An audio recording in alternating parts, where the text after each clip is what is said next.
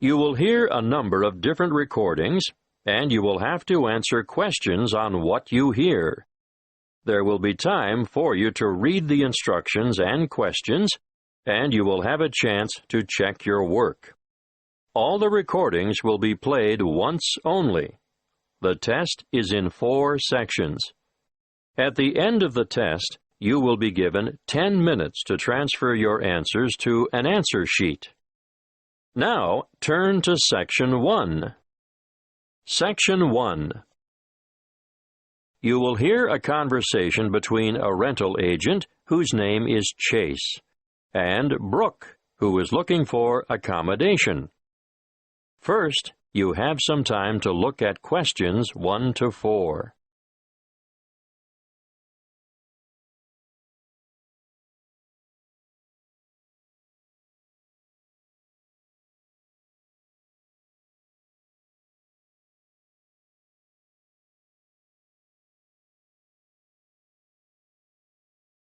Now we shall begin.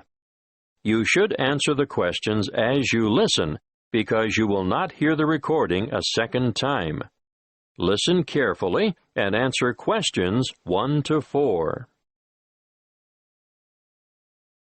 Good morning. My name is Chase. I'm the duty agent. Good morning, Chase. I'm Brook Fields, and I'm looking for new accommodation. I'm sure I can help you with that, but let's get some particulars first, Brook. What did you say your family name is? Fields. Good. Now, how old are you, Brook? 26, almost. I'm still 25, but my birthday is next month, on the 24th of September. I see. And how long have you been in Australia? Quite a while now. I came 3 years ago and spent 18 months in Melbourne at first. How long have you been in Brisbane? A year. But... Oh yes, I forgot to say, I was in Adelaide for 6 months, but the weather was too cold in winter, and I didn't like it there. You'll like it here, then? Oh yes, I do. Now, what's your current address? Unit 4, 5 Trade Winds Crescent.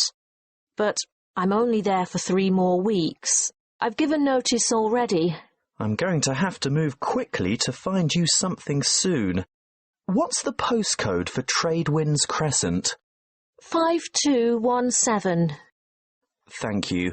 This unit you're renting now, is it 1, 2 or 3 bedrooms? 2 bedrooms and 1 bathroom. And are you looking for something similar in a unit or an apartment? Yes, 2 bedrooms will suit me just fine. But I often have family or other visitors come to stay, so I'd like an extra bathroom. I can understand that. Look, I've just listed an apartment with 2 bathrooms that might suit you. Would you like to have a look? Have you got time now? Good. Before you hear the rest of the conversation, you have some time to look at questions 5 to 10.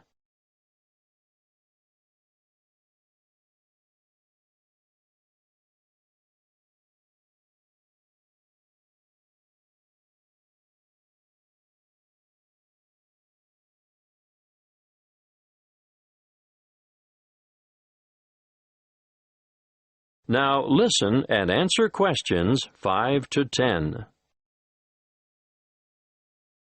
Well, here we are. What do you think?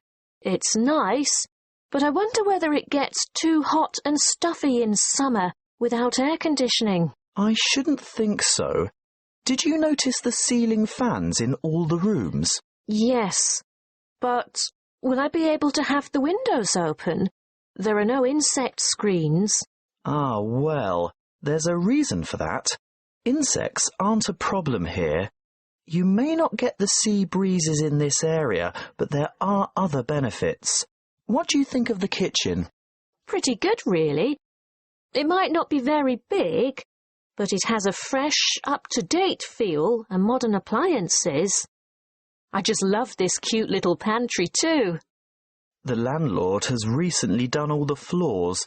Do you like the carpet in the bedrooms? Oh, yes, I do. A good neutral colour. I especially like the living room. The polished timber floors are lovely. The bathroom tiles aren't new, though, are they? No, but any cracked tiles have been replaced, and they've all been professionally polished. Anyway, I'm glad you like the apartment. I think I know why. The owner is an interior decorator. Oh, that explains it. But there's just one problem, though. What's that? The rent is $300 a week. That's a bit more than I have been paying. Well, this is a better area than where you've been living, and the apartment is beautifully appointed. Yes, but $280 is my budget, really. And how am I going to raise 4 weeks' rent for the bond? That's $1,200. Well, that could be negotiable. I'll talk to the landlord and see how he feels. He might consider taking 3 weeks instead. By the way, could you sign a long-term lease? No worries. I've just started a new job in the city, so I'll be around for quite a few years, I hope. Well, that's great. Is your salary direct credited to your bank account? Yes, of course. So it won't be a problem to set up the same system for regular rental payments? I suppose. But I paid my last landlord by cheque or sometimes cash. Well, our agency only accepts electronic methods of payment.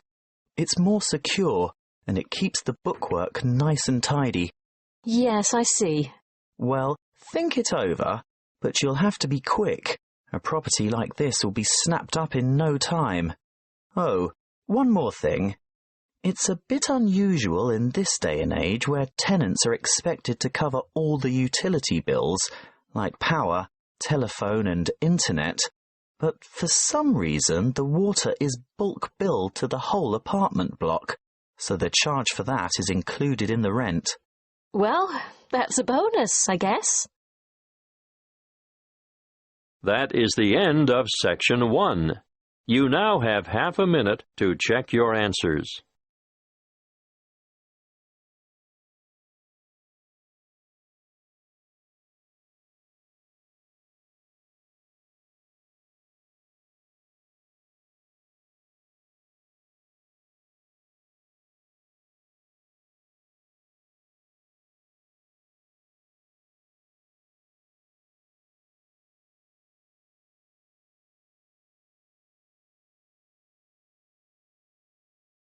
Now turn to Section 2.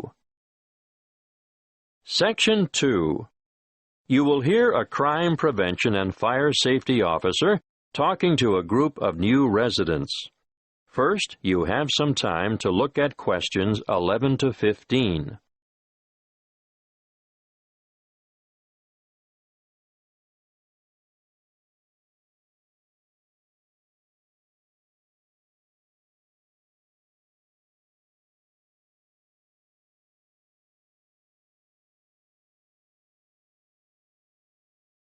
Listen carefully and answer questions 11 to 15. Good evening.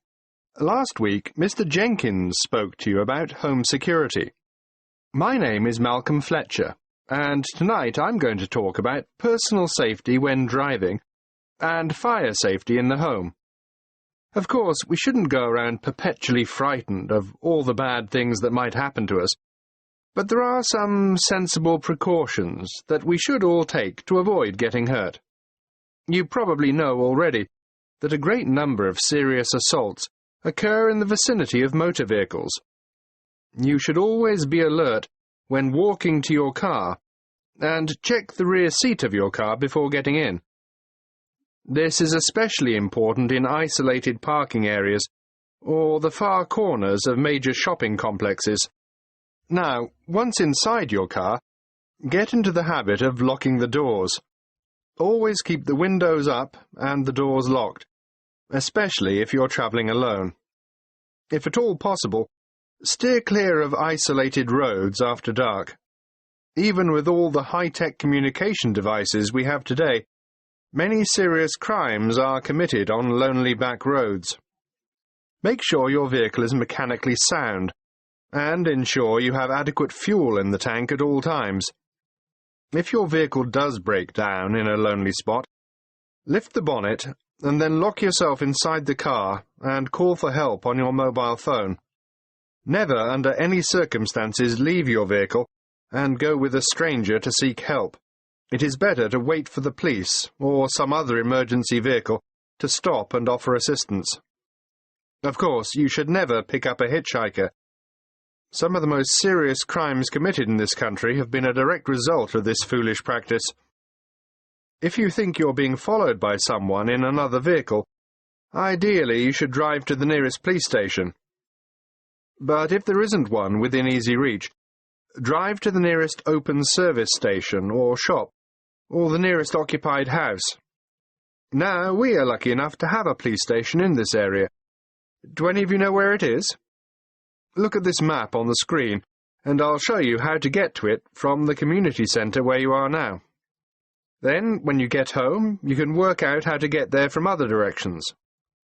From the community centre, go along Bayview Street toward Maiden Avenue. At the roundabout, take the second exit onto Lee Street.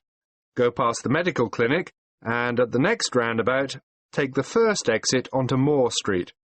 You should continue on Moore Street until you have passed the little block of shops on the left and the church on the right. Stay on Moore Street until you go over the bridge, and then turn right into Canal Street. You'll find the police station on the corner of Canal Street and Cockleshell Court. Before you hear the rest of the talk, you have some time to look at questions 16 to 20.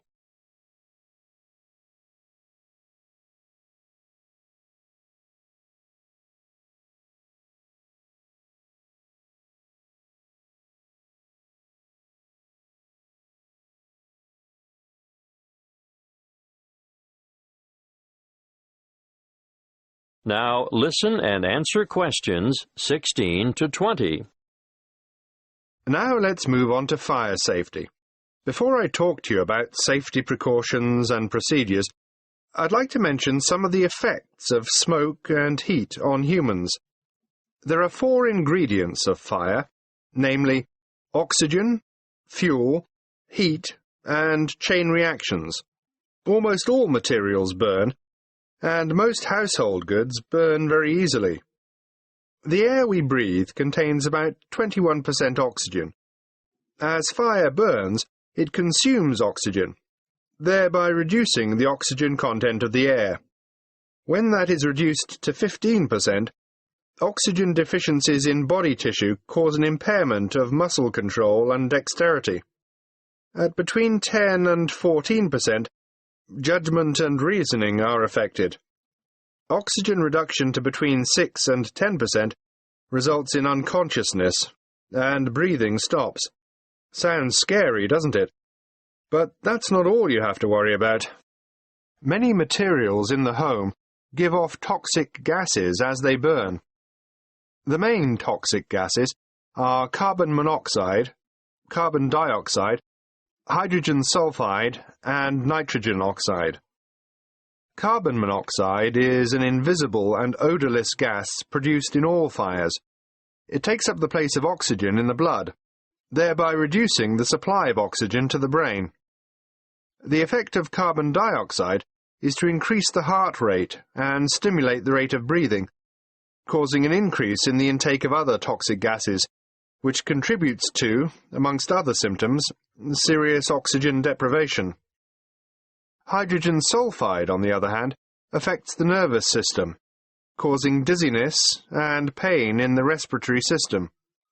It does occur naturally in volcanic gases and hot springs, and it also results from the bacterial breakdown of organic matter. You're probably familiar with it.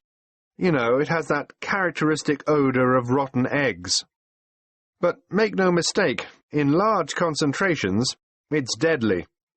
Lastly, nitrogen oxide is another extremely poisonous gas at high levels of concentration, which deadens feeling in the throat and lungs, causes swelling in the throat, and a build-up of fluids in the lungs. That is the end of Section 2. You now have half a minute to check your answers.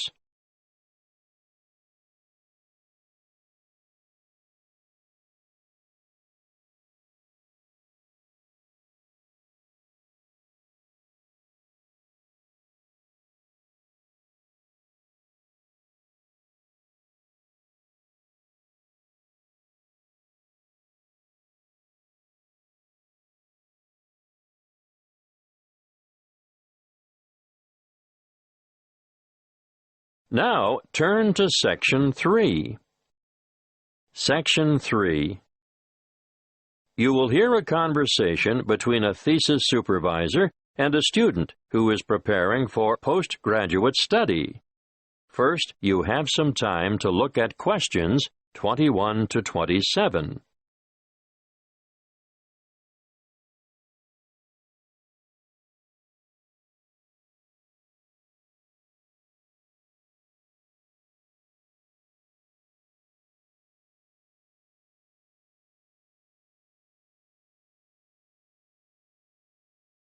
Listen carefully and answer questions 21 to 27. Good morning, Archie. I'm glad you came to see me. Good morning, Dr. Newell. I made an appointment as soon as I got your message. I'll get straight to the point, Archie. It's about your research proposal. It's not even set out correctly. I understand that you haven't done the unit on research and academic inquiry yet, but nevertheless. I must admit, Dr. Newell, I was in a bit of a muddle about just how to approach the whole thing. Well, start a new page in your notebook and listen carefully. I'll run through it with you briefly. I'd really appreciate that. Right. Well, for a start, where's your title? I don't think we can consider all this rambling at the top of the page. A convincing title. It should be descriptive but concise.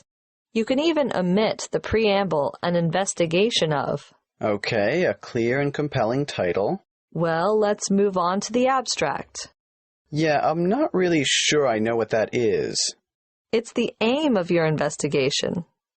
Yours is only a relatively short dissertation, but you'll still have to include the research question, the rationale for the research, the methods you'll use, and what you expect the main findings to be. But I don't know what I'll find because I haven't done the research yet. But you must have some idea. Well, yes, but the results could be quite different. That isn't a problem. That's what research is all about. Now, moving on, some people have an introduction and others just combine it with a literature review.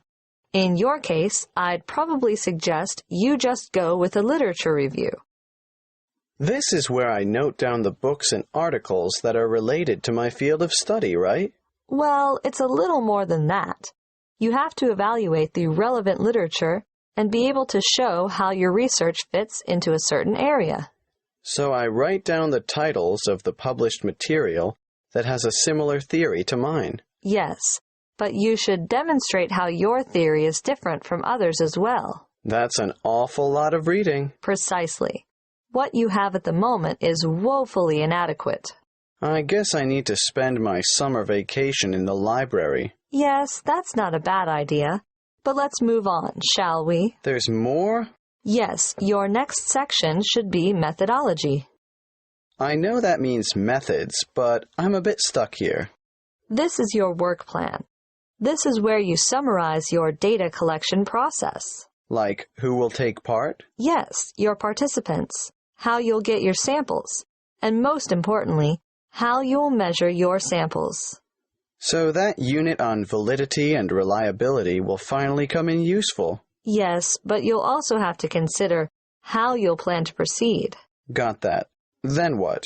Discussion is the next heading. What do I discuss? Potential outcomes.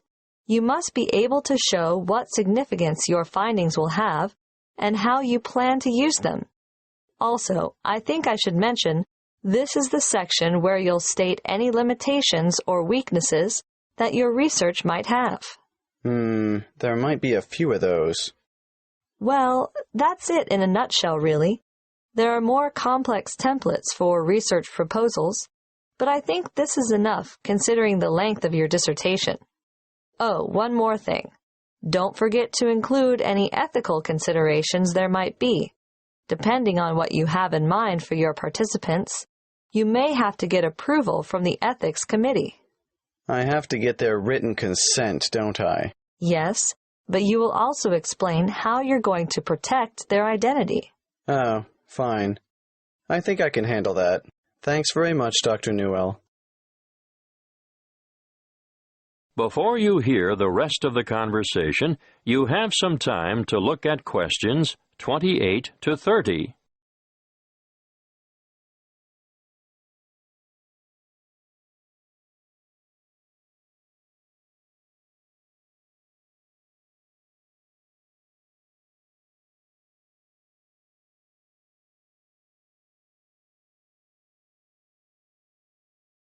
Now, listen and answer questions 28 to 30.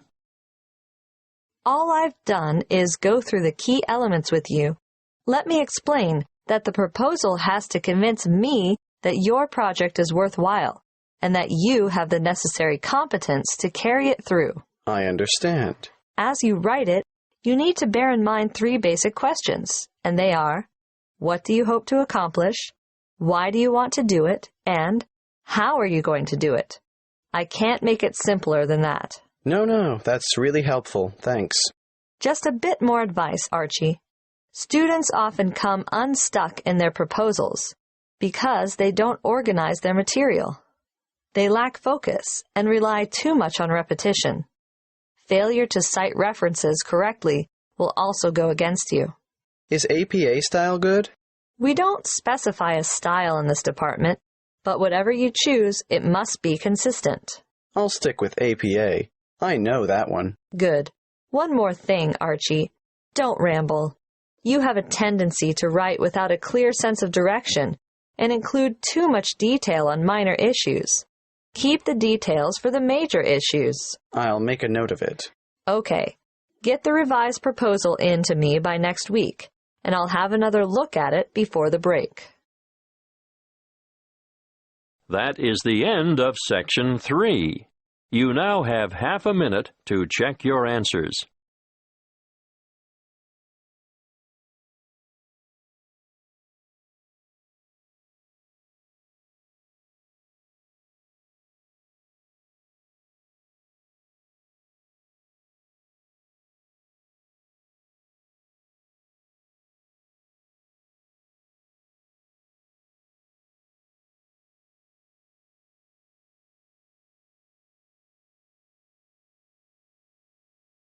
Now, turn to Section 4. Section 4. You will hear a talk on the topic of decision-making and problem-solving. First, you have some time to look at questions 31 to 40.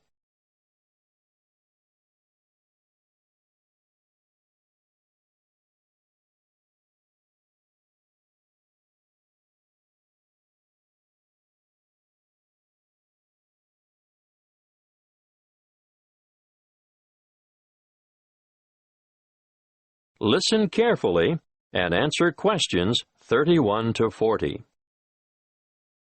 Good morning. Today, as part of your business management course, we're starting a unit on problem-solving skills and decision-making. Let's start with a powerful decision-making technique developed by Edward de Bono in his book, 6 Thinking Hats, which you'll find on your required reading list.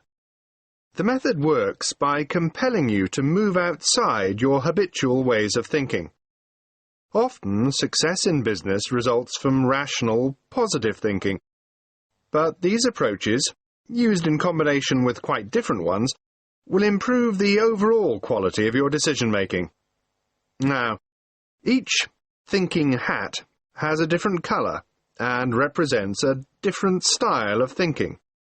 Let's start with the white hat. When you're wearing the white hat, you look at the information you have. You look at historical trends and try to analyze them. and you take account of gaps in your knowledge and try to fill them. On the other hand, if you're wearing the red hat, you listen to your gut reaction and instincts. You also try to imagine the intuitive response that other people might have. How would other people, who are unaware of your reasoning and all the facts at your disposal, react? That brings us to the black hat next. Black hat thinking, as its name suggests, is cautious and defensive, and you examine why something might not work.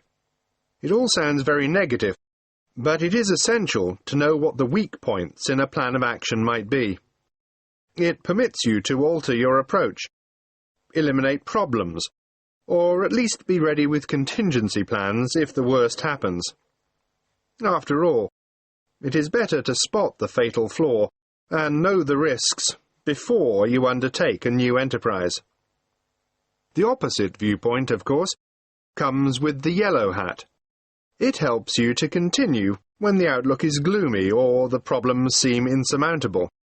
Think positively, and you'll see all the advantages and values of the decision and all the opportunities it brings. Let's look at what the green hat has to offer now. It stands for freewheeling, imaginative, inspired, innovative thinking, where there is little or no criticism of ideas. Original solutions to a problem are more likely to arise when you're wearing the green hat. Finally, the blue hat. This is the hat that the person chairing the meeting wears. The blue hat is in charge and organizes the meeting.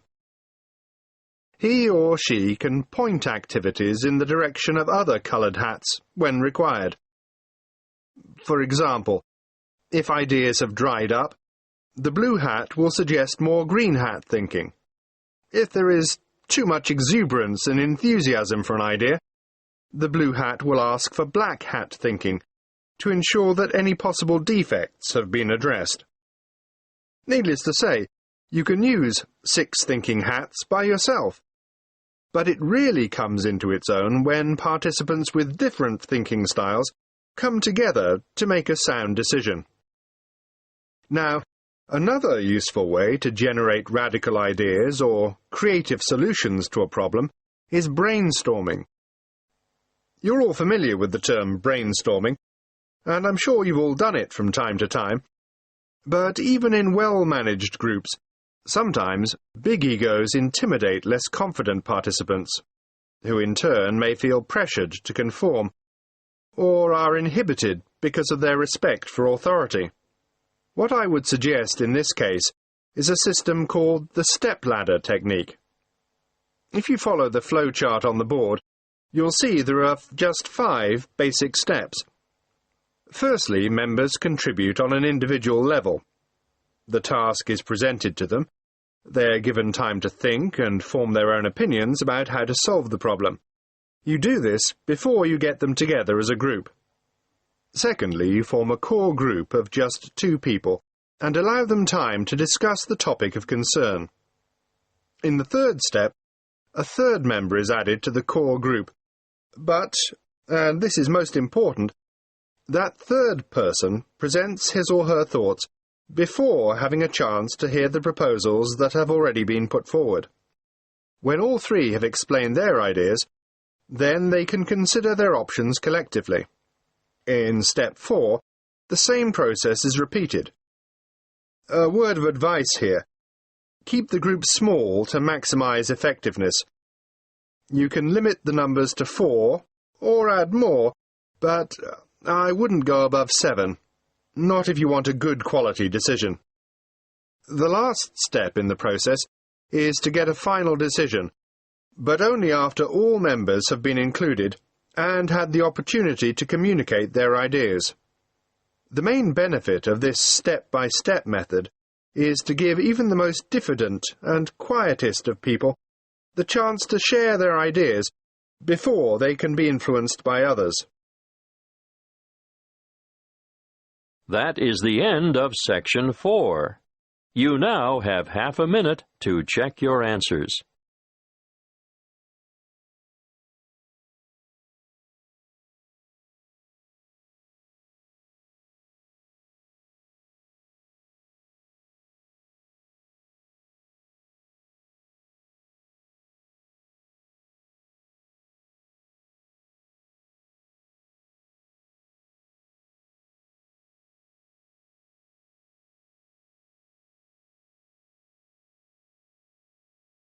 That is the end of the listening test.